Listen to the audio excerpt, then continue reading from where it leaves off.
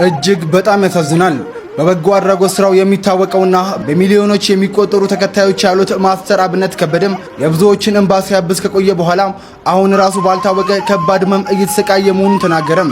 ችግረኞችን ለመርዳት ገንዘብ እያሰባሰበ ዝም ብሎ መቀመጥ እንደማይችል የሚናገረው ማስተር አብነት በቅርቡ ብቻ 30 ሚሊዮን ብር በማሰባሰብ 5 ሰዎችን ለሕክምና ወደ ህንድ መላኩንም ገልጿል። ሆኖም አሁን የያዘው ህመም በምርመራ የማይገኝና ራሱን እያጣና በስለንቦና እየተጎዳ መሆኑን ገልጿል። ሌሎች ሲረዱና ሲጽናኑ ማየት ትልቁ ደስታው እንደሆነ የተናገረው ማስተር አብነት ማንንም ማስጨነቅ ስለማይፈልግ የህመሙን ዝርዝር መናገር አልፈለገም። ይልቁንም የውስጤን በሽታ ፈጣሪ እንደሚያድነኝ ያምናለሁ በማለት የኢትዮጵያ ህዝብ አባቶችና እናቶች እንዲጸልዩለት ተማጽኗል። ወንድማችን በሙሉ ጤንነት ተመልሶለት በሙሉ አቅሙ ወደ ስራው እንዲመለስ መልካም ምኞታችን ነው። ፈጣሪ ረጅም እድሜና ጤና ይስጥክ። በቅርቡም ተሽሎክ እንደምናይክ ባለሙሉ ተስፋ ነኝ። በጣም አዝናለሁ።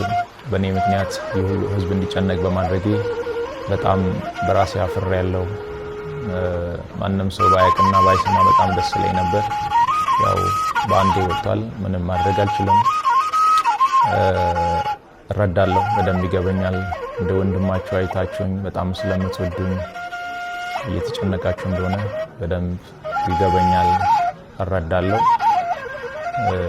በጣም የምትወዱኝ ከሆነ በጣም ለኔ የምትጨነቁልኝ ከሆነ አሁን የምላችሁ ነገር እንድታደርጉ በትህትና ነው የሚጠይቃችሁ። ለኔ በዚህ ሰዓት ምንም አይነት ገንዘብ እርዳታ ወይም ድጋፍ አያስፈልገኝም። ለኔ በዚህ ሰዓት የሚያስፈልገኝ አሁንም ደግሜ የምነግራችሁ የኢትዮጵያ እናቶች ጸሎት፣ የኢትዮጵያ አባቶች ጸሎት፣ የወጣቶች ጸሎት፣ ሁሉም በየእምነቱ እንዲጸልይልኝ፣ ሙስሊሞች ዱዓ እንዲያደርጉልኝ ብቻ ነው የምፈልገው። ከዚህ ውጭ ግን ሌላ ነገር የሚሆን ከሆነ ሌላ እየታመምኩባችሁ እንደሆነ በደንብ እንድትረዱልኝ እፈልጋለሁ። ከምንም በላይ እግዚአብሔር የእናንተን ጸሎት የእናንተን ልመና ሰምቶ እኔን እንደሚፈውሰኝ አምናለሁ። ለኔ የሚያስፈልገኝ በዚህ ሰዓት ላይ ይህ ብቻ ነው። ምናልባትም ይህንን አጋጣሚ በመጠቀም በእኔ ስም የተከፈቱ በጣም ብዙ ፌክ አካውንቶች አሉ።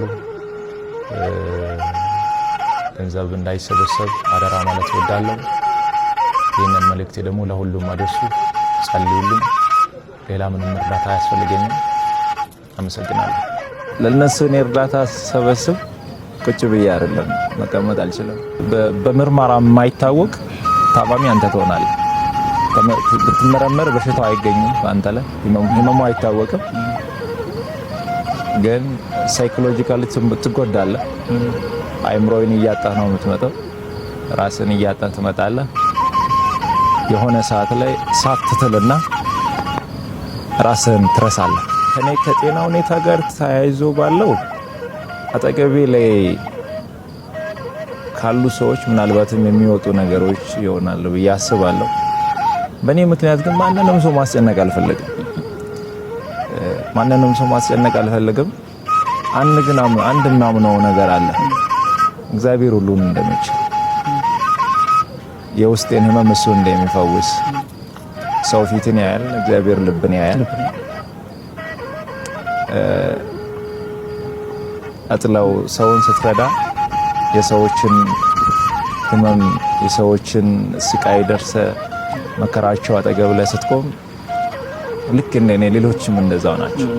ፊታቸውን ስታይ ወጥተው ሲገቡ ለሌሎች ሲተርፉ ለነሱ ይበቃቸው ይመስላል። በዚህ ሳምንት ውስጥ በአንድ ወር ባልሞላ ጊዜ ውስጥ 5 ሰው የህክምና ወጪያቸውን ላይቭ ላይ ቁጭ ብለን ከደጋግ ኢትዮጵያውያን ሰብስበን ወደ ህንድ ሀገር ሄደው እየታከሙ ያለው በቅርቡም የሚሄዱ አሉ። በብር ሲተመኑ ብር ነው አይደል? ከብር ወደ 30 ሚሊዮን ብር አካባቢ ተሰብስቧል። አንድ ሳምንት ግን መቀመጥ አልችልም። ለነሱ እኔ እርዳታ ሰበስብ ቁጭ ብዬ አይደለም መቀመጥ አልችልም።